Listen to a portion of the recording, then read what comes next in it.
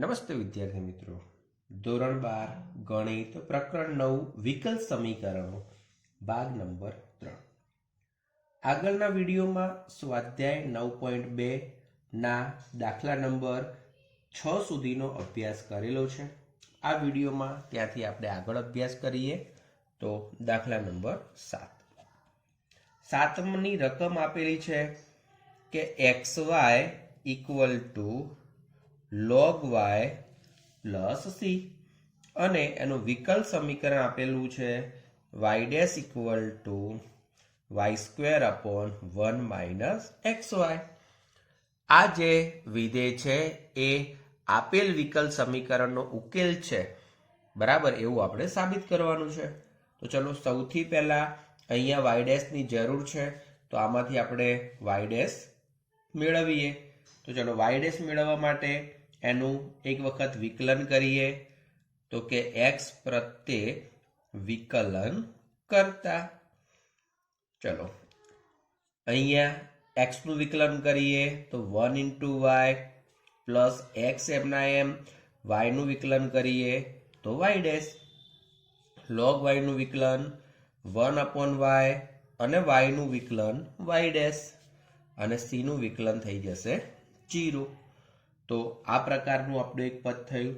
હવે y plus x Y dash equal to Y dash upon y.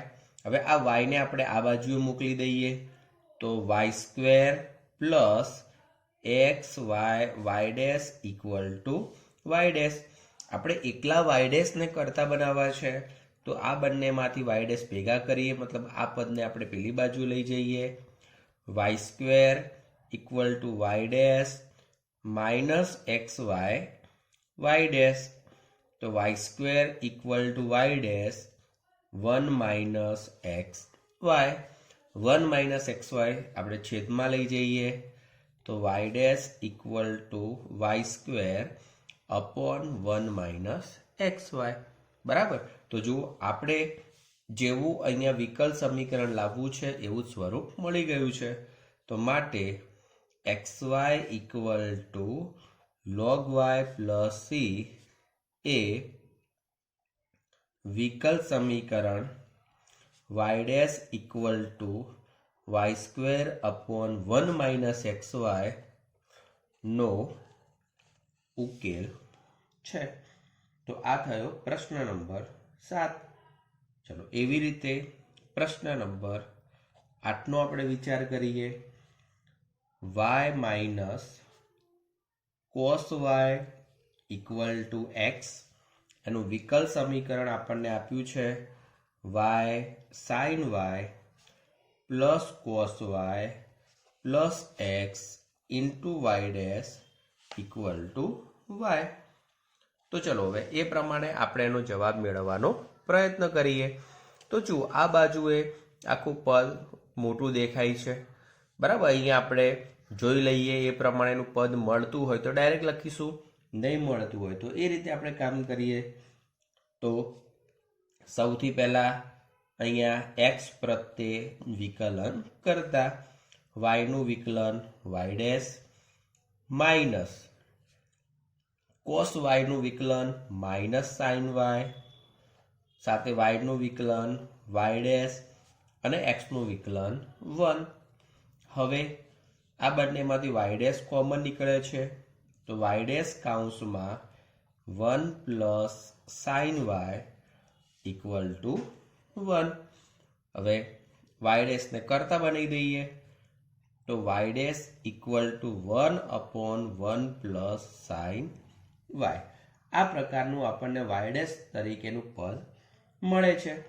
હવે આ જે y ડેશ તરીકેનું પદ મળ્યું એનો ઉપયોગ આપણે આની અંદર કરવો પડશે, કારણ કે આના ઉપરથી કે આટલું મોટું પદ આપણે મેળવી શકવાના નથી. તો આપણે શું કામ કરીએ હવે? તો એ રીતે કામ આપણે કરવાનું છે. તો ચલો એ રીતનું કામ આપણે કરીએ. હવે આની આપણે સૌથી પહેલા ડાબી બાજુ લઈ લઈએ કે ડાબી બાજુ બરાબર y sine y plus cos y plus x into Y dash. મિત્રો અહીંયા એક તો વાય ડેશની કિંમત મૂકવાની છે અને સાથે સાથે આ પદ જુઓ તમે, એકલા વાયને કરતા બનાવો છો તો એક્સ પ્લસ કોસ વાય થઈ શકે છે. હવે એક્સ પ્લસ કોસ વાય અહીંયા પણ છે, તો એની જગ્યાએ આપણે ડાયરેક્ટ શું મૂકીશું? વાય મૂકીશું. તો આને નંબર આપીએ 1, આને નંબર આપીએ 2, એ બંનેનો આપણે અહીંયા ઉપયોગ કરવાનો છે.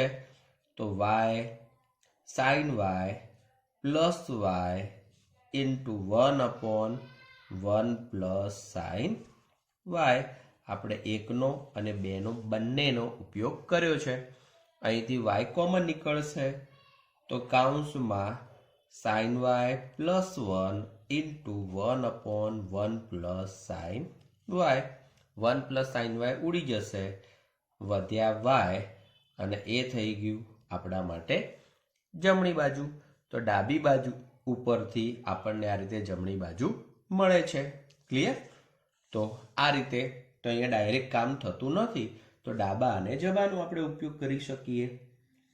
તો માટે આપણે વાક્ય રચના કઈ લખીશું કે Y minus cos Y equal to X એ વિકલ સમીકરણ Y sine Y plus cos Y plus x into Y dash equal to Y નો ઉકેલ છે. ચલો હવે પ્રશ્ન નંબર 9 એ જ પ્રમાણે x plus Y equal to tan inverse y, y square into y dash plus y square plus 1 equal to 0.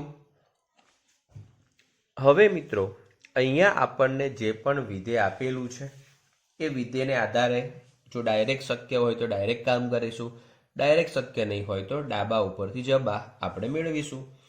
તો સૌથી પહેલું કામ એક્સ પ્રત્યે વિકલન કરતા, તો 1 પ્લસ વાય ડેશ, ચલો tan ઇનવર્સ વાયનું વિકલન થશે 1/1 પ્લસ વાય સ્ક્વેર અને વાયનું વિકલન થશે વાય ડેશ. હવે આ 1 પ્લસ વાય સ્ક્વેર આખા અહીંયા ગુણાશે, વાય ડેશ ત્યાંના ત્યાં રહેશે, તો માટે 1 plus y dash into 1 plus Y square equal to Y dash.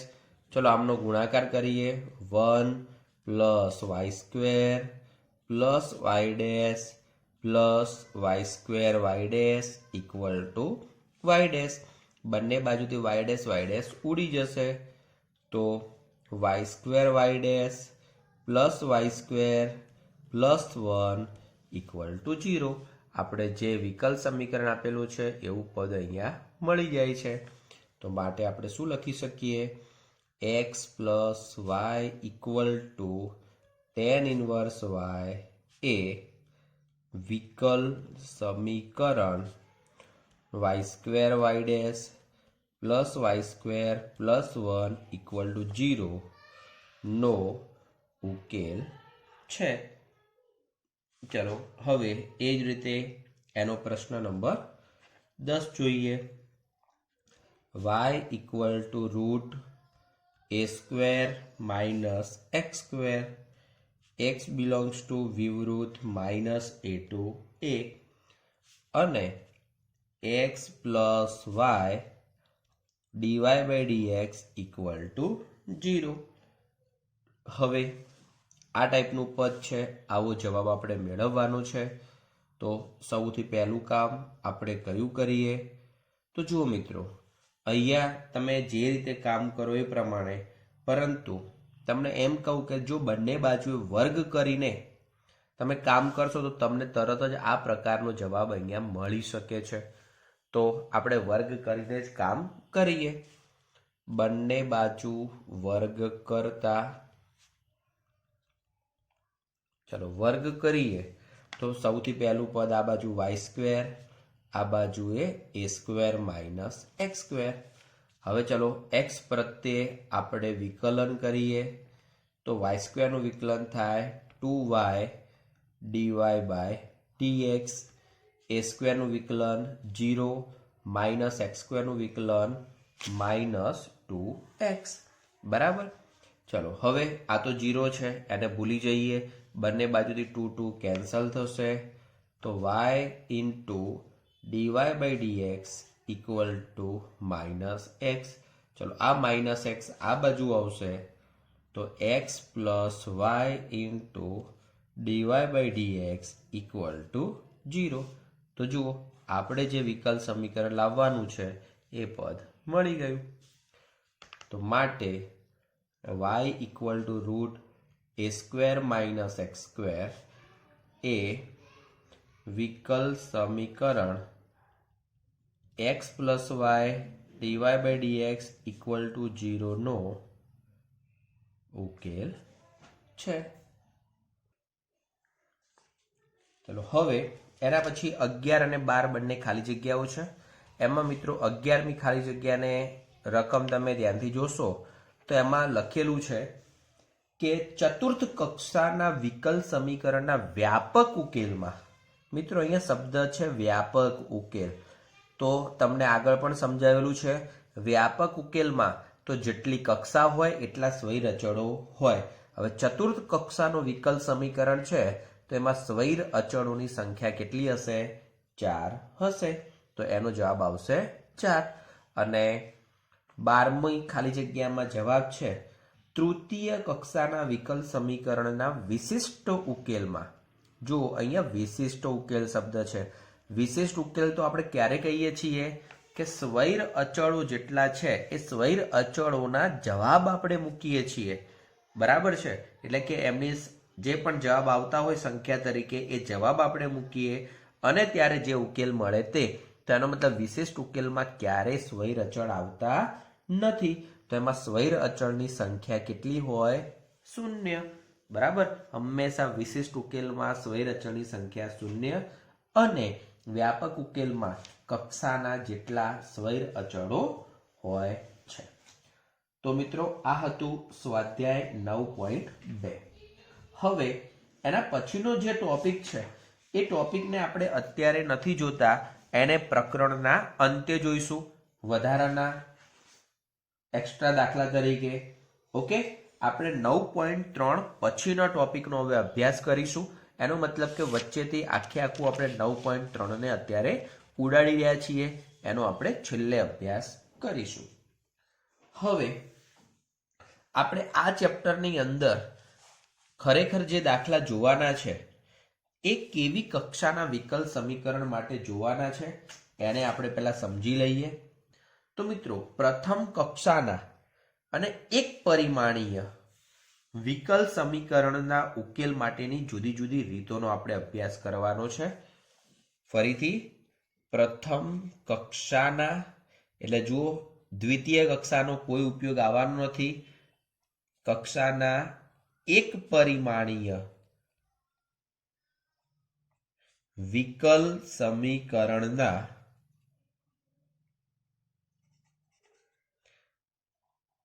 ઉકેલ માટેની રીતો. બરાબર? હવે એક પરિમાણીય એનો મતલબ કે અંદર જે પદો હશે એ પદોમાં x હોય કે y હોય તો એમની એક જ ઘાત જેવું પદ આપણને મળે, તો એને એક પરિમાણીય તરીકે આપણે ઓળખીશું. હવે એની અંદર સૌથી પહેલી રીત છે વિયોજનીય ચલના વિકલ સમીકરણો. વિયોજનીય ચલના વિકલ સમીકરણો. હવે વિયોજનીય ચલના વિકલ સમીકરણો માટે સૌથી પહેલા તો પ્રથમ કક્ષાનું વિકલ સમીકરણ કેવું હોય અને એમાંથી વિયોજનીય ચલનું વિકલ સમીકરણ આપણે ક્યારે કહી શકીએ. બરાબર? એ બંનેનો અહીંયા આપણે ઉલ્લેખ કરવાનો છે. તો અહીંયા પેલા સમજી લેજો રીતને કે પ્રથમ કક્ષાનું એક પરિમાણી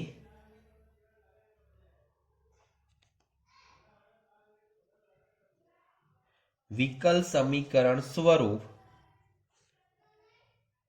dy by dx equal to fxy. બરાબર? સમજી લેજો પ્રથમ કક્ષાનું અને એક પરિમાણીય વિકલ સમીકરણ સ્વરૂપ કેવું હોય? Dy by dx equal to capital F x y જેવું હોય. હવે આ જે કેપિટલ એફ એક્સ વાય છે એ જો કોઈ એક્સ ચલનું વિધેય અને કોઈ વાય ચલના વિધેયના ગુણાકાર તરીકે હોય, આપણે ડાયરેક્ટ આવો ઉલ્લેખ કરું છું, જો F x y equal to gx into H y, આનો મતલબ કે એક્સ ચલનું આખું પદ હોય અને એક વાય ચલનું આખું પદ હોય. બરાબર છે. બંને ચલના જુદા જુદા પદોનો ગુણાકાર સ્વરૂપે હોય તો આ જે વિકલ સમીકરણ છે એને વિયોજનીય ચલ પ્રકારનું વિકલ સમીકરણ કહી શકાય. જો F x y equal to gx into H y હોય તો આપેલ વિકલ સમીકરણને વિયોજનીય ચલનું વિકલ સમીકરણ કહે છે. મિત્રો, વિયોજનીય એટલે કે જુદું પાડી શકાય એવા ચલ, જો અહીંયા F x y equal to gx into H y છે, એનો મતલબ કે આખું એક્સ સ્વરૂપનું પદ અલગ છે, આખું વાય સ્વરૂપનું પદ અલગ છે, એ બંને બિલકુલ એકબીજાથી જુદા કરી શકાય એમ છે. બરાબર. તો એવા વિકલ સમીકરણને વિયોજનીય ચલનું વિકલ સમીકરણ કહેવામાં આવે છે. હવે આની રીત કેવી છે એ રીતને આપણે સમજી લઈએ. તો મિત્રો, અહીંયા એની રીત વિશે ઉલ્લેખ કરી દઈએ તો ડીવાય બાય ડીએક્સ તરીકે જીએક્સ ઇન્ટુ એચવાય સ્વરૂપ આપેલું છે. ધારો કે હવે જીએક્સ ને ડીએક્સની જોડે રાખીએ, એચવાય ને ડીવાયની જોડે આપણે રાખીએ. એનો મતલબ કે 1/hy dy equal to gx dx, અને બંને માટે આપણે સંકલન કરીએ. Integration 1/hy dy integration gx dx. ફરીથી જે પણ પદ છે એમાં એક્સ વાળું પદ એક બાજુએ, વાય વાળું પદ એક બાજુએ, પછી બંનેનું આપણે સંકલન કરવાનું છે. અને સંકલન કરીએ છીએ, ધારો કે આનું સંકલન એચવાય થાય છે, આનું સંકલન જીએક્સ થાય છે, તો આપણે સ્વૈર અચળ તરીકે સી લખી શકીએ છીએ. બરાબર. તો જ્યાં સી સ્વૈર અચળ છે, તો આ જે પદ મળે છે એ શું કહેવાશે? વ્યાપક ઉકેલ તરીકે આપણે એને ઓળખીશું. જે આપેલ વિકલ સમીકરણનો વ્યાપક ઉકેલ છે. ક્લિયર? તો મિત્રો, આ પ્રમાણે આપણને કેવી રીતનું પદ આપેલું હોય, બરાબર છે, તો એને વિયોજનીય ચલનું વિકલ સમીકરણ કહેવાય. અને એના માટે વાય વાળા પદો એક બાજુએ, એક્સ વાળા પદો એક બાજુએ આપણે લખીને એનું સંકલન કરીએ છીએ અને અંતે જે જવાબ મળે છે એને આપણે એનો ઉકેલ તરીકે ઓળખીએ છીએ. મિત્રો, હવે અહીંયા તમને સંકલન આવડવું જરૂરી છે. બરાબર. સંકલનમાં પણ જે પણ ડાયરેક્ટ સૂત્રો હોય, બરાબર, સાદા પદો હોય, એવાનું જ સંકલન આપણે જરૂરી છે. બરાબર. કઈ વધારે અઘરા પદોના સંકલનની અહીંયા કોઈ જરૂરિયાત નથી. ઉદાહરણ નંબર 9.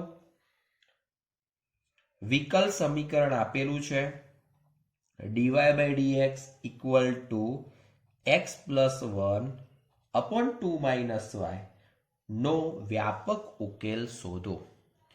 હવે વ્યાપક ઉકેલ શોધવાનું છે. તમે નજર કરશો તો અહીંયા આપેલું પદ એ એક્સ સ્વરૂપનું પદ વિધેય અને વાય સ્વરૂપનું વિધેય, બંને વિધેયો બિલકુલ જુદા જુદા છે. ઓકે. તો આપણે એક્સ વાળા પદની જોડે ડીએક્સ અને વાય વાળા પદની જોડે ડીવાય લઈ જવા પડશે. તો ચલો આપણે એ રીતનું કામ કરીએ. તો માટે 2 - y dy equal to x + 1 dx. હવે બંને બાજુ આપણે સંકલન કરવાનું છે, તો બંને બાજુએ સંકલન કરતા હવે સંકલન કરીએ છીએ તો integration 2 - y dy integration x + 1 dx. હવે જુઓ અહીંયા જે પણ પદ છે y વાળું પદ છે અને એનું y ને સાપેક્ષ સંકલન કરવાનું છે. અહીંયા જે પદ છે એ x વાળું પદ છે અને એનું x ને સાપેક્ષ સંકલન કરવાનું છે. ઓકે, ચલો 2 નું સંકલન કરીએ તો 2y - y નું સંકલન કરીએ તો y²/2, x નું સંકલન કરીએ x²/2, 1 નું સંકલન કરીએ x, અને આ બંનેને આધારે સ્વૈર અચળ, જુઓ અનિયત સંકલન છે તો સ્વૈર અચળ આપણે લખવો પડે. અત્યારે આપણે c તરીકે લખીએ છીએ, જરૂરિયાત પ્રમાણે એમાં ફેરફાર કરીશું. જો અહીંયા છેદમાં 2 છે, અહીંયા 2 છે તો આખાને 2 વડે ગુણી દઈએ, તો માટે 4y - y² = x² + 2x + 2c. એટલે જુઓ હવે 2c છે, આપણે એની જગ્યાએ કોઈક સ્વૈર અચળ એક જ પદ લખવું પડે તો અહીંયા c' કરી દઈએ છીએ અને 2c' ની જગ્યાએ આપણે c લખી દઈશું. તો શું થશે? અથવા આ રીતનું પદ છે, જો બધા જ પદો એક બાજુ આપણે લખવા હોય તો આપણે એ રીતે પણ લખી શકીએ છીએ. ક્લિયર? તો આ બધા પદો પેલી બાજુ લઈ જઈએ અને પછી આપણે એ રીતે પદ લખીએ તો માટે x² + y² + 2x - 4y + 2c' = 0. માટે x² + y² + 2x - 4y + c = 0, જ્યાં c = 2c' અને c કેવું છે? સ્વૈર અચળ છે. દરેક પ્રશ્નમાં આપણે આવી રીતે c નો ઉલ્લેખ કરવો જરૂરી છે કે c એ સ્વૈર અચળ છે. તો આ શું થઈ ગયું છે? વ્યાપક ઉકેલ. તો કે જે વ્યાપક ઉકેલ છે. ઉદાહરણ 9 પ્રમાણે ઉદાહરણ નંબર 10 જોઈએ. ઉદાહરણ નંબર 10, dy/dx = 1 + y² / 1 + x² નો વ્યાપક ઉકેલ શોધો. નો વ્યાપક ઉકેલ શોધો. હવે વ્યાપક ઉકેલ શોધવા માટે આપેલું વિધેય y માં અલગ છે, x માં પણ અલગ છે, તો y વાળું પદ dy જોડે, x વાળું પદ dx જોડે આપણે લઈ જઈએ. માટે 1/1 + y² dy 1/1 + x² dx. ચલો બંને બાજુ સંકલન કરતા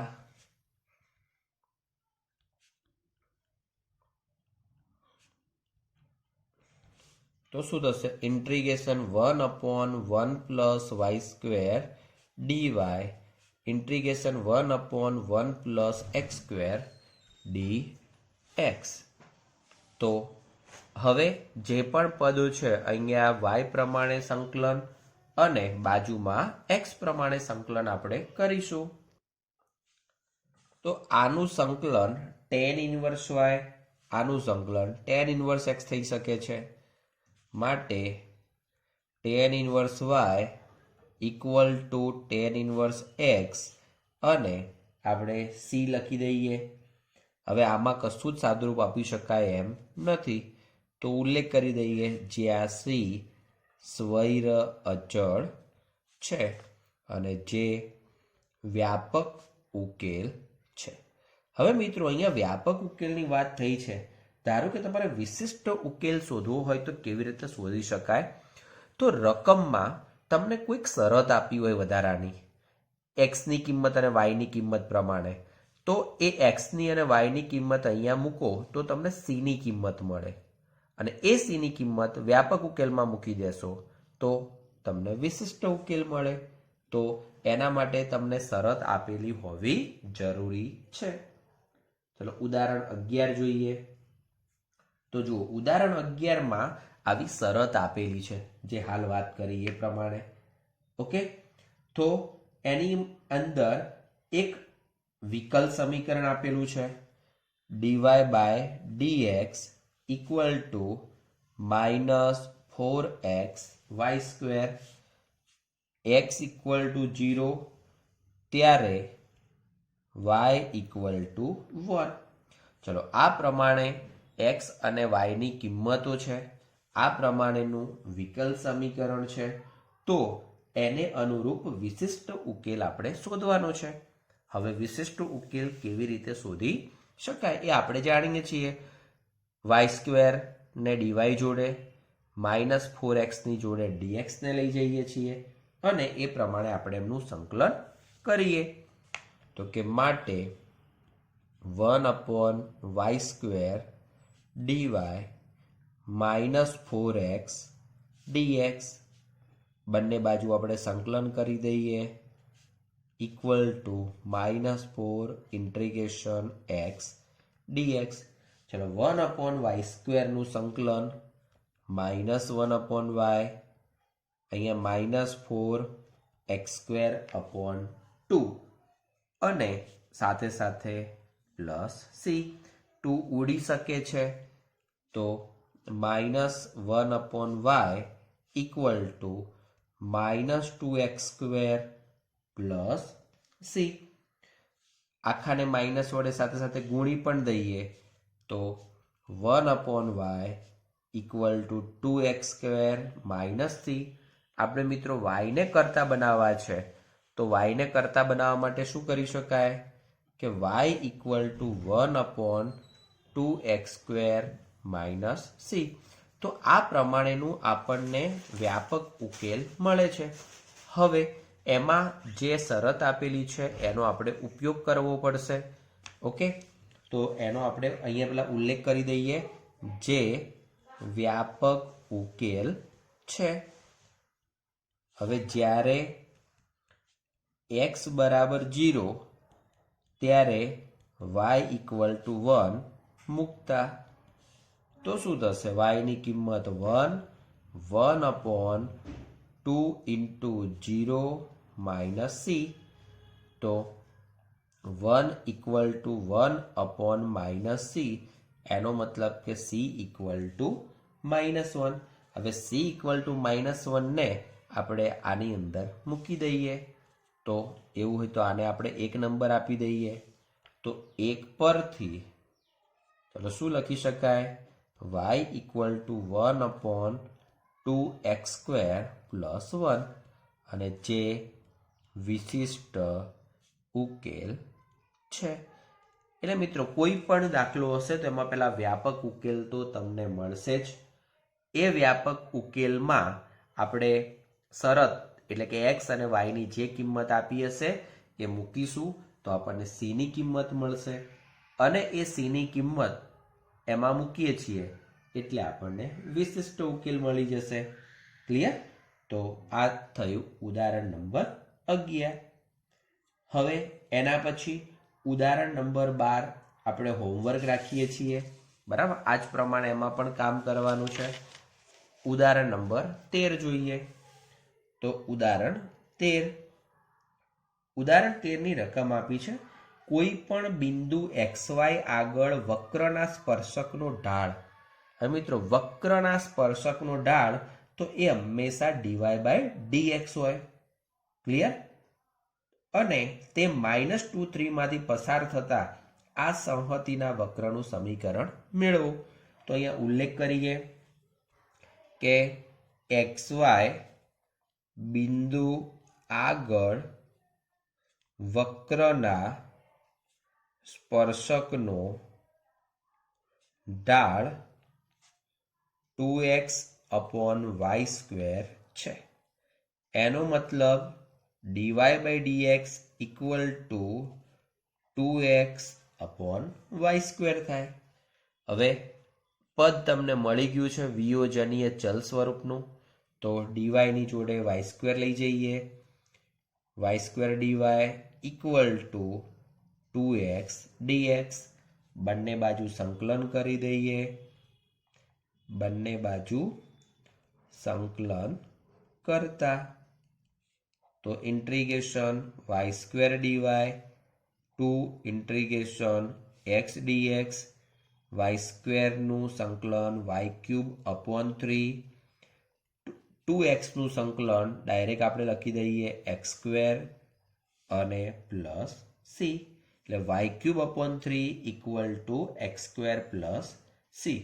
હવે આગળ તમને કીધું છે કે -2 3 માંથી પસાર થતા, તો હવે -2 3 માંથી પસાર થાય છે, અહીંયા ઉલ્લેખ કરીએ વક્ર -2 3 માંથી પસાર થાય છે. તો એનો મતલબ એવો થયો કે એકમાં x તરીકે -2 અને y તરીકે 3 મૂકવાના છે. તો 1 પરથી 3³/3 ઇક્વલ ટુ -2² પ્લસ c. તો 9 ઇક્વલ ટુ 4 પ્લસ c. તો c ઇક્વલ ટુ 5. ચલો c ની કિંમત આપણને 5 મળે છે. એ c ની કિંમત અહીંયા મૂકી દઈએ. તો માટે 1 પરથી y³/3 equal to x² plus 5. ચલો 3 પેલી બાદ જશે, તો y³ equal to 3x² plus 15. અને y ને કરતા બનાવવા હોય તો ઘનમૂળ કરી દઈએ. ઓકે, 1/3. તો આ રીતે જોઈએ તો વિશિષ્ટ ઉકેલ થયો છે અને જે માગેલ વક્રનું સમીકરણ છે.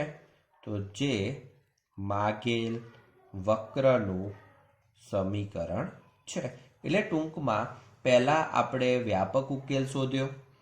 એ વ્યાપક ઉકેલમાં આપેલી શરત એટલે કે બિંદુનો ઉપયોગ કરીને અચળ c ની કિંમત શોધી છે.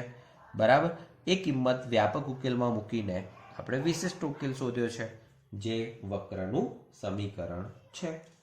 ઓકે, તો આ થયું આપણું ઉદાહરણ નંબર 13. તો મિત્રો, આ વિડીયોમાં આટલા સુધી આપણે રાખીએ છીએ. પછીના વિડીયોમાં આગળના દાખલાઓનો અભ્યાસ કરીશું. Thank you. જય હિન્દ, જય ભારત.